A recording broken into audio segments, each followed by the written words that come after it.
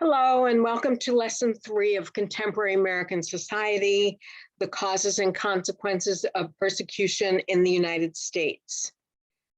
Last week, we discussed the causes of persecution, and today we're going to discuss the many ways in which the U.S. has experienced religious persecution, from the Revolutionary War to the attacks of September 11th and their consequences. Throughout American history, members of different religious groups have faced religious persecution. Today, we're going to look at the problem of religious persecution in the US and examples and patterns of religious intolerance, the unwillingness to accept views, beliefs, or behavior that's different from our own views, beliefs, and behavior. There are more than 1,500 religions in the US, and Christianity has had the largest number of followers for many, many years. As we discussed last week, the US is a nation that was founded on religious conflict. The colonies were settled by the Pilgrims who were escaping religious persecution in Europe. There's even some evidence that religion played an important role in the American Revolution, and that the revolutionaries, those Americans who fought for freedom from England, that they believed that it was the will of God for the Americans to fight against the British. While the Church of England was trying to establish one religion across the kingdom, colonial America, the colonists were divided because each of the colonies was controlled by its own type, its own denomination of Christianity. Because of their distance from England, many religions were able to establish themselves to start in America, colony by colony. For example, the Anglicans, who held the beliefs of the Church of England, were in Virginia. The Puritans settled in Massachusetts, and Pennsylvania was full of Quakers. Baptists were in Rhode Island, and Roman Catholics were in Maryland. Who were the colonist majority. Each of these colonies had its own religious character and favored one religious denomination, that is, one branch of the Christian church. The American colonists saw the revolution as a war for political independence and also a war to protect the religious diversity, the groups with different religious beliefs, the 13 colonies. So the Revolutionary War was a war for religious independence and freedom. By cutting its ties with England, the colonists could make sure that the different Christian denominations could live together in America. The conflict, the violent confrontation, was between the different denominations of Christianity on the one hand, and the Church of England on the other hand. Meanwhile, the Church of England wanted the colonies to hold the beliefs of the Anglican Church. Let's watch a short video about Christian persecution in the US.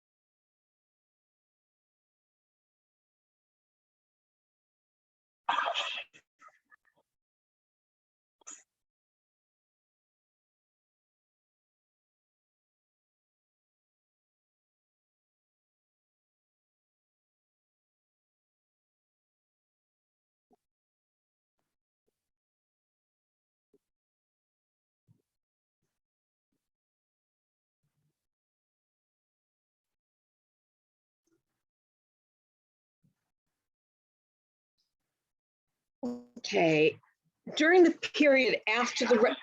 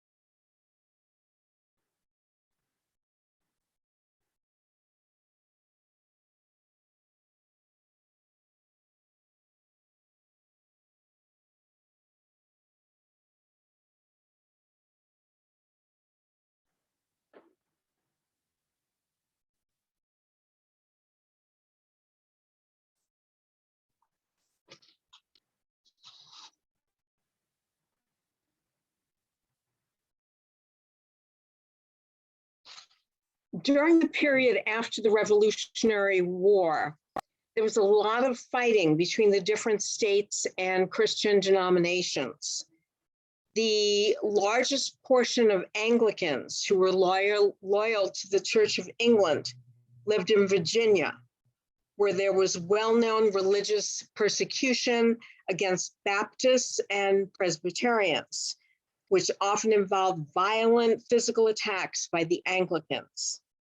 In 1771, a Virginia sheriff who was responsible for keeping the peace grabbed a Baptist preacher from the stage at his parish and beat him to the ground outside, where they whipped him 20 times. In 1778, two Baptist ministers were conducting a service in Virginia when a gang of men grabbed the two ministers, took them to a swamp, and held their heads in the mud until they almost drowned to death. After the Revolutionary War, there was a lot of religious conflict. Some states put an end to some churches while supporting other churches. Some states issued preaching licenses and collected tax money in order to establish government churches. Each state had its own policy on whether the government should be allowed to establish churches. Then at the beginning of the 1800s, there were tensions between Catholics and Protestants, which led to violence against Irish Catholic immigrants. There was much immigration of Catholics from Europe, and at the same time, strong Protestant values spread across the country. So immigrants who were Catholic were viewed as outsiders, as if they didn't belong. And they were viewed as not democratic, as if they didn't believe in democracy. In the 1830s and 1840s, there was much violence against Catholics, particularly in the northeastern part of the country. In Massachusetts, a group set fire to a Catholic convent and school. In Philadelphia, there were gun battles between those who had been here before the latest groups of immigrants arrived, and mostly Irish Catholics. Martial law had to be declared, which refers to when the military rules in order to end the violence. Around the same time that anti-Catholic violence broke out in the Northeast, another religious group was being chased out of the same area. The Mormons were a religious group that was chased out of New York, out of Ohio, out of Missouri, out of Illinois in the 1840s. They finally settled in Utah. Actually, they had built a thriving town in Illinois with a large Mormon temple, and the founder of the Mormons, Joseph Smith, announced that he was a candidate for president of the US. The Mormons believed in polygamy, in a man having more than one wife at the same time. The people who lived there who weren't Mormon were frightened and they were envious. They were jealous. So Joseph Smith and his brother were arrested and put in jail. A group of people who were against the Mormons burned the entire town and killed Joseph Smith and his brother. Shortly afterwards, Brigham Young led the Mormons to Utah, where they thrived, where they were successful. In 1857 in Utah, many people were afraid of a religious state of Mormons, and the president of the US sent military troops there to install a governor who was not Mormon. The Mormons killed 120 pioneers who were settlers going to California and who were hostile, who were against the Mormon religion, and who threatened to attack the Mormons. The killing of the pioneers increased negative feelings toward the Mormons, and tensions grew. During the Civil War, the persecution of the Mormons continued. and by 1887, it almost put an end to the Mormon Church. Finally, in the 1890s, the Mormons ended the practice of polygamy, of a man having more than one wife at the same time, and Utah became a US state. Jewish people have also suffered persecution in the US, beginning in the 1890s, at the same time that the government started to limit immigration from Europe. Let's watch a video that explains the causes and consequences of anti-Semitism. Anti-Semitism is the hatred of Jews. This video takes place in the US from the 1890s to the present.